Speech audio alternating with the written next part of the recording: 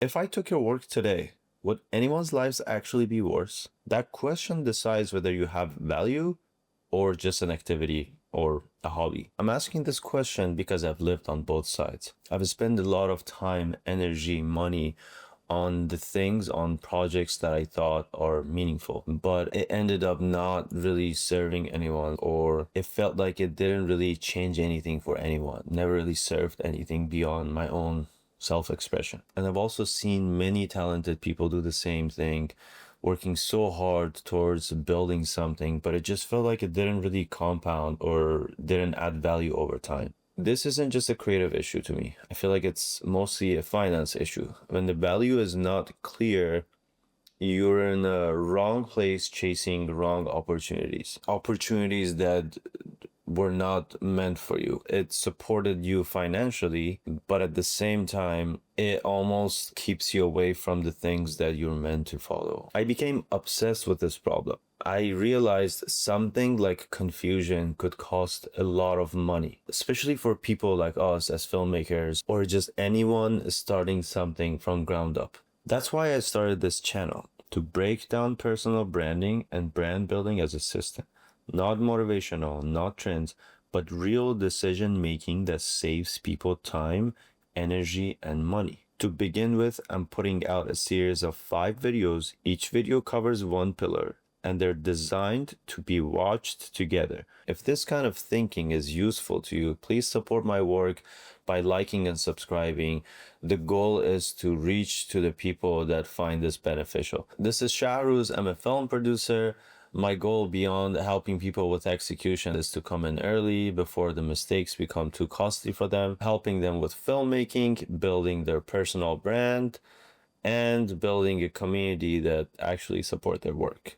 This is pillar 1 of the 5, establishing value. And without this, none of the other pillars, brand identity, positioning, marketing, or cleansing, will actually make sense. The very first question you ask yourself is this: is this self-expression or is this contribution? Only contribution can become a brand, can build an audience, can pull clients towards you, and potentially attracts investors. As a filmmaker, distinguishing these two are extremely critical.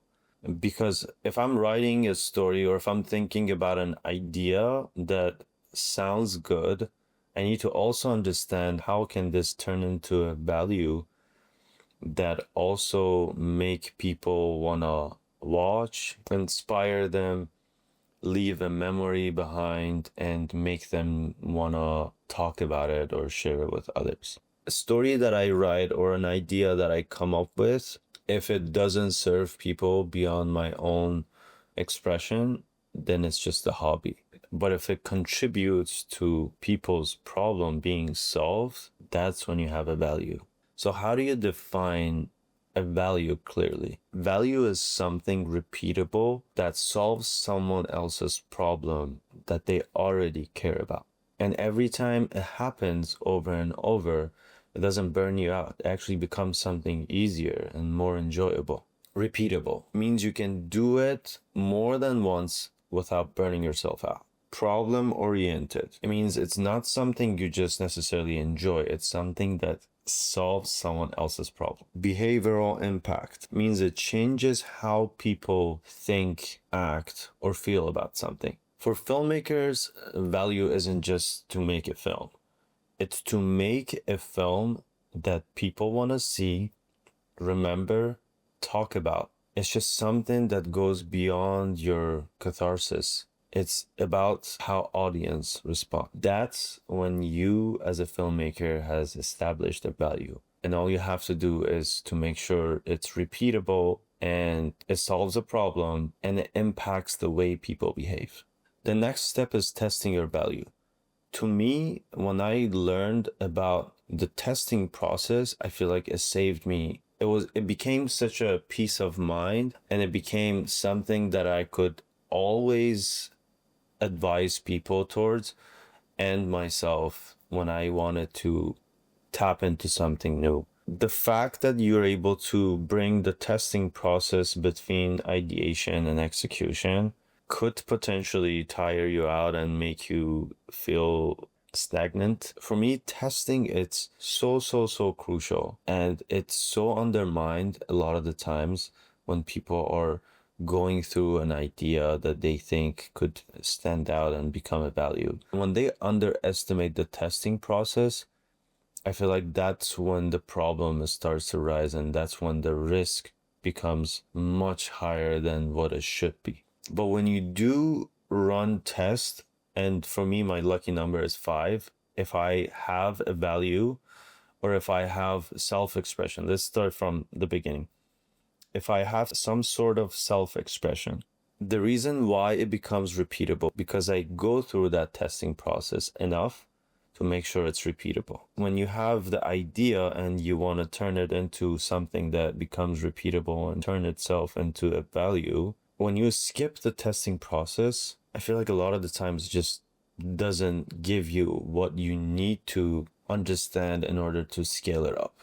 And testing is what teaches you many of those things that we are focusing on touching here. When you go back to one of the earliest stages that you want to build value towards is testing. Start small, test it out with a few of your friends, either if it's a small short film or if it's even a scene or if it's just a proof of concept. So here's when you test your value. Work with 1 or 2 people, build a small proof of concept, and don't ask whether the audience like it or not.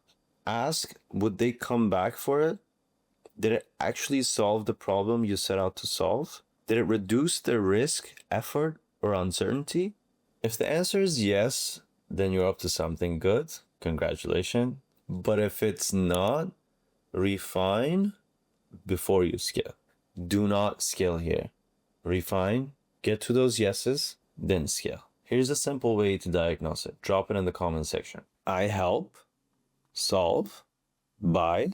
This is a good filter. It's a good practice for you to see if your value is real or if it's still theoretical. When your value is proven, you're going to see money coming in. And when you do see the money coming in more than once or twice, that's when you understand your contribution is working. And when you are done with that phase, that's when you can start considering reinvesting into your system. The value that you have built needs a support system, and the earliest stages for that support means the things that help you become more efficient with your operation.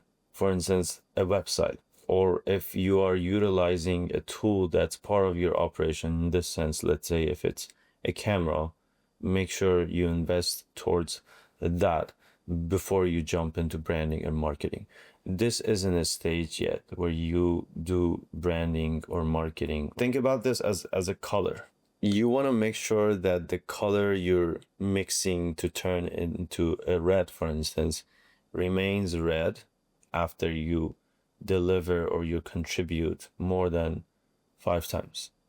If the color turns yellow at the end of the 5th time, that means the money you have allocated to build a social media account with a particular color palette, it's wasting your time and wasting your money, because now you have to go back to it and rebrand. This is just an example. The most common mistakes I see here people making are taking too many clients, starting their social media early, jumping into marketing and branding, spending a lot of times on logo, the color palette, and a branding kit that does not have a language yet, does not have a voice, in order to become something marketable that could speak to the world out there. I know these things are exciting, but it feels like you're turning your passion into a business that has not been tested enough. If the problem doesn't exist without you, the value isn't there yet. This is why pillar 1 is very important. You have established a value that's clear and recognizable, which helps you move to the second phase, pillar number 2, brand identity, where you build a look, a language or a voice, and a presence recognizable around your value. And this also connects directly with brand cleansing, where you audit whether the value you have established is diluted or lost over time. Pillar 1 and Pillar 5 create this loop where you define early as you audit oftentimes. Define early stages what your value is, and make sure you audit your value oftentimes. So to recap, decide whether you are self-expressing or contributing. Define your value as the problem you solve. Test it small, multiple times before you scale. Reinvest only when it's proven. This is end of pillar 1 of the 5-part personal branding system. Pillar 2, brand identity, where you establish an identity around your established value, comes next. Watch it after this. These 5 videos need to be watched in order to fully understand where your starting point is and how you can build a successful personal brand. Thank you.